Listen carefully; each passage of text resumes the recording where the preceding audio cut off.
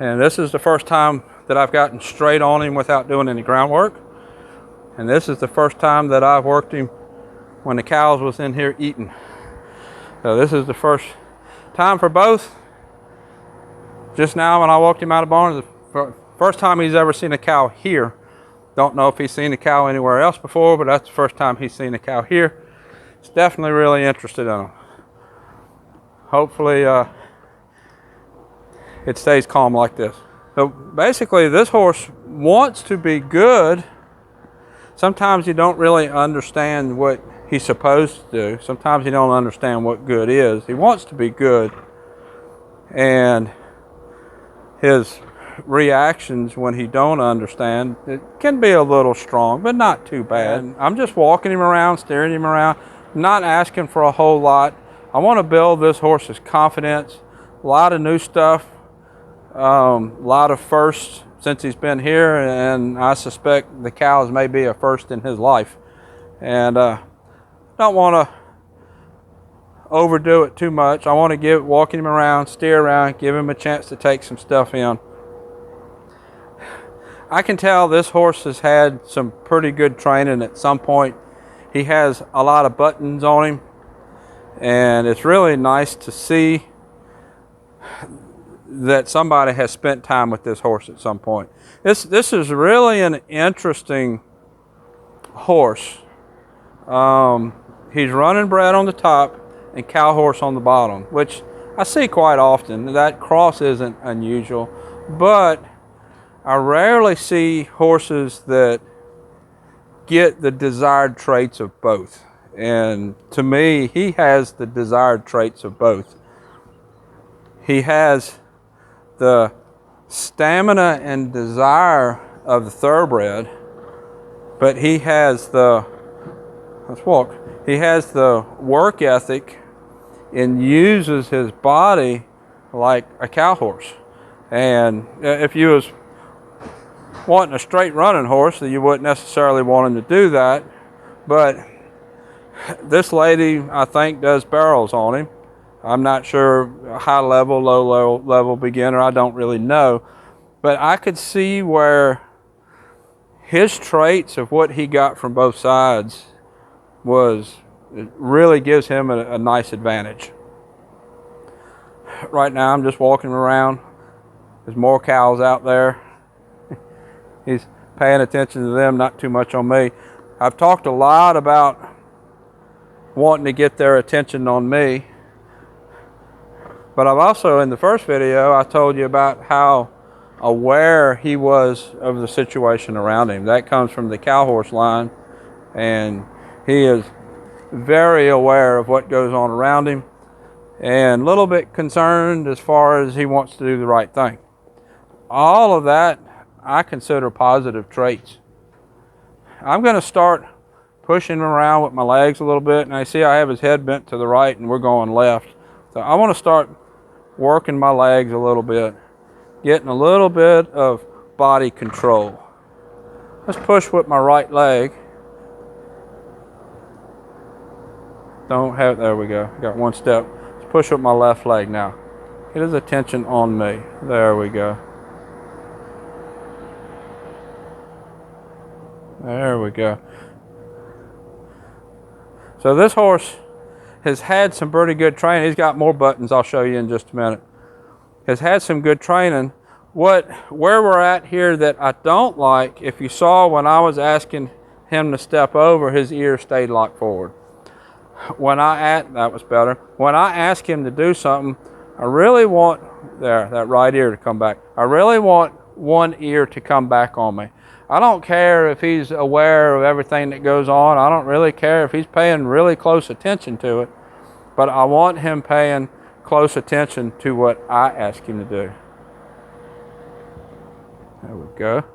So I had planned to do a good bit more with him in this video, but what I think is going to happen, I adjust to every horse when I get him out. I have basically a lesson plan in my head of what I want to do with the horse when I get him out. Well, I'm going to have to adjust his lesson plan a little bit because he is more concerned about what the cows are, about the cows being there, than what I would like him to be. Probably a little bit more concerned, a little bit too concerned to get the things done that I wanted to get done. I wanted to work on a good bit of body control.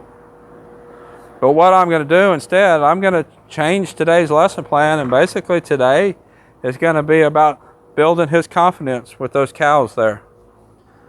I did a video a while back of a mare that was terrified of them. I built her confidence a little bit different way than what I'm going to build his. For her being terrified, we went and moved the cows, and that's how she built her confidence. Him, we're going to build his confidence a little bit different way. We're going to build his confidence to start with basically just letting him understand that they're over there, we're over here, world's not going to come to the end, and everything's going to be okay. So in the process, I'll ask him to do a little bit, but I'm not going to challenge him real hard. If I challenge him real hard to do what I ask, then what's going to happen, I'm not going to get the level that I would want because of his attention being on the cows. And it just would not set him up for success. I always want to set a horse up for success. So now, I moved his shoulders a couple of times both directions. Now let's move his hip. Let's see what we can get done with his hip. I told you he had some more buttons. You want to show me that button? Come on, you did it the other day. Nope. See how his attention is over there? That's what I'm saying. Let's go back forward.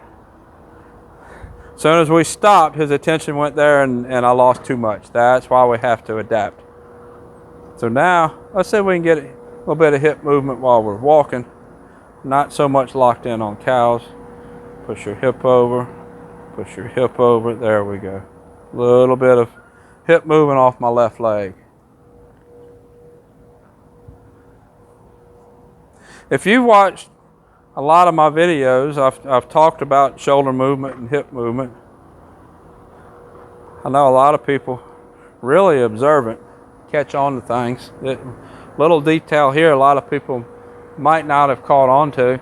When I'm working hip movement with a green horse that's just learning, I always push the hip to the rail, to what would be a counter bend. We're walking left circles. There we go. We're walking left circles. You would kind of naturally think, well, the hip's already thinking left. Let's go ahead and push it left. Well, I'm pushing it right because it's already moving left. He's already set up to the hip to go to the left. I'm not going to ask for more left.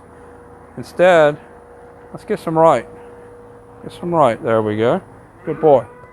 We're starting to get a little bit better pace to our walk. Come around and looked at the cows, he slowed down, but we're kind of getting a little bit better. He's starting to relax. That's telling me he's a little less worried about them. Kind of locked in on them that time.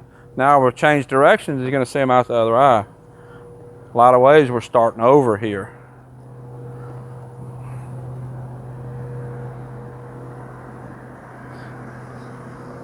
So let's push the hip to the left off my right leg. There we go. Good boy. Release the pressure. That's the reward.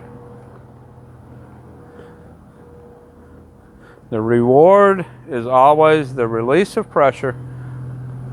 Tells the horse that did what I asked. Move your hip. Thank you. Let's work a little bit of back up.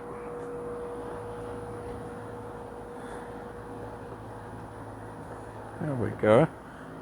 Step over. Good. So as soon as the cow is kind of caught in front of him, I felt him kind of get stiff on my hands.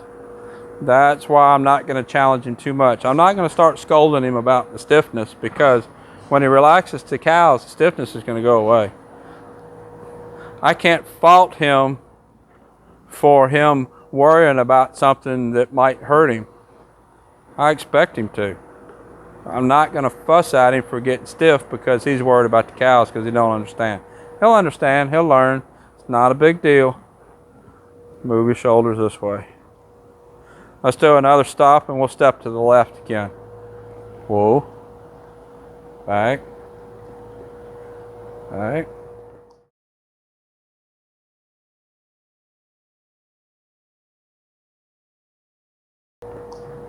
Back and left. See him dragging that right foot? I can see the scratch mark on the ground. Interesting. Let's talk about that. I can see the scratch mark on the ground, so I'm sure I can go back and find it on the video. We were backing, and I can see on the mark where he dragged that right foot. Well, that makes sense with the cows right there, because this side of his body is facing the cows. It's going to be tense. Exactly what I talked about a minute ago when I turned and when he saw the cows, his body got tense. Again, I'm not going to fuss at him for getting tense, but we're going to practice that again.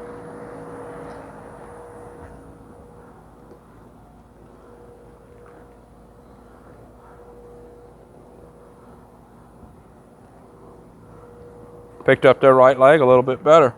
I can see a little bit of a drag, but not as bad. I step back, turn to the left again. So this is a maneuver that I use a lot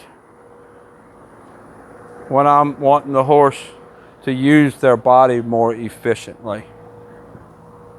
It helps a lot of things. It helps a lot of my transitions because it gets their body underneath them. Be interesting to see if he drags his left foot this time.